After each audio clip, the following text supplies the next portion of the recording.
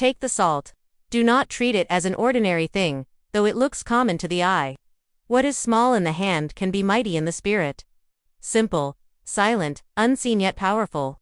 Salt has been chosen because it preserves, it purifies, and it protects. It has no need to be loud, no need to be displayed. Its strength works quietly, just as obedience does. Now listen carefully.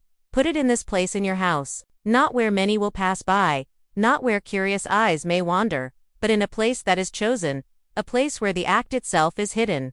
This is not for spectacle. This is not for the approval of others. This is an act between you and the unseen realm, between your faith and the God who watches. When you place it, do not announce it. Do not speak a word about it to anyone, not friend, not family, not stranger. For the moment words leave your mouth, the purity of the act is tested. Secrets spoken too quickly are seeds stolen before they root. But what is done in silence grows strong. Let your lips be sealed. Let your spirit carry the weight of the action, not your tongue. Do not boast about what you have done. The strength of this act lies in humility, not in pride. It is not for you to display power. It is for heaven to release power. If you speak of it to elevate yourself, its strength will fade. If you do it to show faith, it will stand. Do not explain it, for not all will understand. Some will mock what they do not grasp, and some will interfere out of ignorance. What is holy must be protected from careless hands. Do not try to reason with the curious. Do not try to prove your action to the skeptical. Let the mystery remain. Your task is to obey, not to convince. Do not reveal it, not even to those closest to you, for sometimes what is revealed prematurely becomes vulnerable to forces unseen. A hidden seed is safest in the soil, but an exposed seed can be stolen by birds. Keep your salt hidden as you keep your prayers hidden. In secrecy lies strength. And above all, let silence guard what obedience has planted. Your silence is not weakness, it is a fortress. It is a veil that shields what is sacred. In silence, your act cannot be corrupted. In silence, your act remains whole. The world does not need to know what you have done. The heavens already know, so take the salt, carry it with reverence. Place it in the chosen spot. And when it rests there, let it remain without word, without witness, without sound. This is not an act for the eyes of people, but for the sight of the eternal.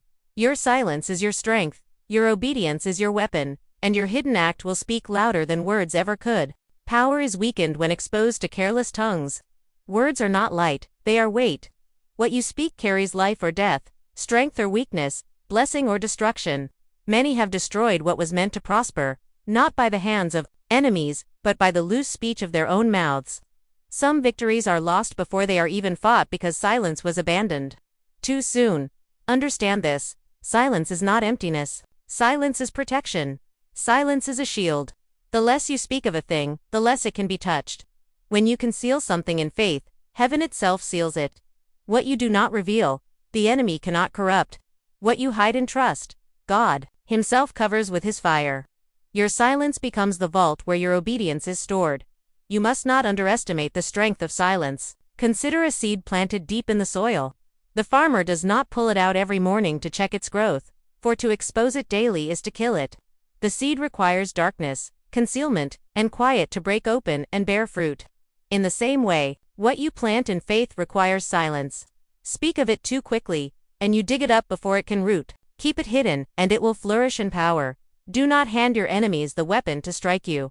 Not every ear is safe. Some will envy, some will mock, some will try to dismantle what you are building simply because they do not understand. Silence guards you from sabotage seen and unseen. A careless tongue is like a door left open at night. Anything can walk in. But a closed mouth is a locked gate, and what is within remains untouchable. Heaven moves in hidden ways. The greatest miracles often begin in silence. The womb holds life in secret before it is revealed to the world. The night conceals the dawn before it breaks forth. The soil hides the seed before it springs up. Silence is not denial, it is incubation. It is God's strategy for protection. Your silence is not weakness. It is not fear. It is wisdom. The loud boast, the reckless reveal, the talker loses their harvest before it is time. But the one who can keep quiet, who can let faith speak louder than words, walks in greater strength. When you choose silence, you choose to trust God's covering more than man's validation. You say, I do not need applause, I do not need agreement, I do not need recognition. What I have done is seen in heaven, and that is enough. This is why your silence becomes your shield, so hold your tongue. Guard your words. Protect the sacredness of your act. Do not let the careless or the curious strip away what obedience has built. Keep your covenant hidden in silence, and in due time, heaven will make its power known. Salt is not just seasoning. To the world it may seem small, ordinary, even insignificant, but in the realm of spirit, salt is a symbol, a weapon, a covenant. Do not measure its worth by its appearance. Do not reduce its purpose to flavor on the tongue. Salt is deeper than taste. It is preservation. It is purity. It is protection. From the beginning, salt has carried meaning beyond the natural. In ancient times, to share salt was to seal loyalty, to bind covenant, to prove friendship unbroken. Salt represented something enduring, something that could not rot, could not spoil, could not fade. When God spoke of covenants in the scriptures, he called them covenants of salt, everlasting and incorruptible. Salt endures, and so does his promise. Salt preserves. It stands against decay. It does not allow corruption to spread unchecked. In your house, in your spirit, in your family, when salt is placed in faith, it becomes a barrier against the rod of darkness. It whispers to corruption, "You cannot remain here, you cannot spread, you cannot rule. What spoils must stop. What was rotting must retreat." Salt preserves what God has blessed. Salt cleanses. It is sharp to the tongue but healing to the wound. Salt purifies water. It draws out impurity. It burns away filth. It stings when applied, but it restores what is infected. So too in your home, in your spirit, in your hidden corners, salt confronts what is unclean. It does not hide from darkness. It dissolves it. Where salt touches, uncleanness cannot remain. Salt protects. Though it is silent, it speaks loudly in the spirit. It marks territory. It says, "This ground is covered. This house is sealed. This space is guarded." To the enemy, salt becomes a boundary line, a reminder that covenant has been invoked, and covenant cannot be broken. What is covered by salt in faith is covered by heaven in power. And remember this, battles do not always shift with noise, with shouting, with visible war. Sometimes they turn in silence, in simplicity, in faith-filled acts that look foolish to the world but thunder in the unseen. A pinch of salt, placed in obedience, carries more weight than 1,000 empty words spoken without belief. It does not need to announce itself. It simply is. Darkness cannot remain where salt is placed in faith. Just as light drives away shadows, so salt drives away corruption. It is small, yet it sends a message into the atmosphere. This place is preserved. This place is sealed. This place is untouchable. So do not despise the salt in your hand. It may not look mighty, but it carries covenant. It may not look powerful, but it carries fire. Where you place it, heaven marks it. Where you scatter it in faith, battles shift unseen. Salt is not just seasoning. It is declaration, it is shield, it is covenant, it is preservation. And when you use it in silence, you step into a mystery where even the smallest act becomes a weapon in the hand of God. Not every war is fought with noise. The loudest armies are not always the strongest ones. The greatest victories do not always arrive with clashing swords or thunderous shouts. Some battles are fought in silence, hidden, unseen. The spirit realm does not measure war by volume but by obedience, by faith, by alignment with God's unseen strategies. There are wars, won in whispers, when a prayer is muttered in secret and the heavens bend to listen. There are wars, won in shadows, when an act of faith is planted where no eye can see but God himself. There are wars won in secrecy, when the enemy expects confrontation in the open, but instead is disarmed in the hidden. You do not always need to shout to shake foundations. Sometimes the quiet act is the earthquake. This act may look smaller, pinch of salt, a hidden placement, a silent gesture, but in the spirit it is thunder. You may not hear it with your ears, but heaven hears it. Angels hear it. Demons hear it. It sends a sound through eternity that says, "This house belongs to God. This ground is marked. This covenant stands." The invisible battle is not for the faint of heart. It is for those who can believe that what is unseen is greater than what is seen. It is for those who understand that true strength is not in being noticed but in being aligned with heaven's strategy. The enemy thrives on noise, on fear, on spectacle, but he trembles when silence hides obedience.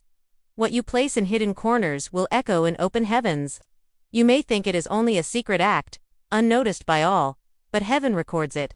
The unseen world reacts to it. Every silent step of faith has an eternal resonance, The corner of your house becomes an altar, the pinch of salt becomes a decree, and the silence becomes a trumpet blast in the unseen. Remember this: wars are not always won by those who make the most noise, but by those who wield the most authority. And authority comes not from shouting but from obedience. Authority is not volume, it is alignment. Authority is not noise, it is covenant. A single whisper with God carries more weight than 1,000 shouts without Him, so do not underestimate the power of what looks small. A stone in the hand of David looked small, but it felled a giant. A rod in the hand of Moses looked ordinary, but it parted seas. Bread and fish in the hands of Jesus looked insufficient, but it fed thousands. Salt in your hand may look simple, but when placed in faith, it shakes the unseen. The invisible battle is real, and you are not fighting it alone. The moment you act in obedience, heaven fights with you. The moment you choose secrecy over spectacle, angels are dispatched on your behalf. You may never see the war with your eyes, but you will witness the victory with your life, so trust the unseen. Believe in the invisible. Walk into the silent battle with courage, knowing that what is hidden today will resound in heaven tomorrow. For not every war is fought with noise, but the one fought in silence can thunder the loudest. Now leave it. The act is done. The seed has been planted. The covenant has been marked. Do not return to touch it, to move it, to tamper with it. What is holy must not be disturbed. To touch it again is to question what God has already sealed. To move it is to weaken its covering. To second guess is to strip away the strength of obedience. Once you have placed it, you must release it, do not speak of it. Silence has been your shield, and it must remain so. To speak of it is to expose it, to uncover what was meant to stay hidden. Your words can call attention to what was meant to stay concealed. Remember, what is hidden, heaven protects. What is exposed, the enemy seeks. Guard it with silence, and it will remain untouchable. You have planted protection in the unseen. That is where the true war is fought, and that is where true victory begins. The unseen is stronger than the seen. The invisible realm governs the visible. If you believe only what your eyes can track, you are blind to the greater reality. But if you trust in what is hidden, you are standing on eternal ground. The salt you placed may look small, but it is not powerless. It carries covenant, it carries authority, it carries the weight of faith. Though no one else knows it is there, though no one else sees it, though it remains unnoticed by every eye around you, yet in the spirit, it shines, it speaks, it resounds. The unseen is always the strongest, for what is eternal cannot be broken. Leave it where it is, for it is now more than salt. It is a marker, a testimony, a barrier. It has become a wall in the unseen, a covering against what seeks to enter. You have invoked the mystery of preservation, and preservation will remain as long as your silence does. The salt will fight for you. Not by your strength, not by your striving, not by your constant checking or moving, but by the covenant it carries, the faith it represents, the obedience it sealed. It will stand where you cannot stand. It will watch where you cannot watch. It will guard when you sleep. Do not think you must explain it. Do not think you must defend it. Do not think you must prove its power to others. Its strength is not in their understanding. Its strength is in your obedience. Power does not require witnesses to be real. Protection does not require applause to be active. What is hidden is already alive with authority, so rest. Let it be. Release the need to interfere. Release the urge to check. Release the desire to speak. What you have planted in secret, heaven has sealed in fire. And heaven does not forget. The salt will fight for you, though no one knows it is there. The unseen has taken charge. The covenant has been marked. And now, in silence, your protection is alive.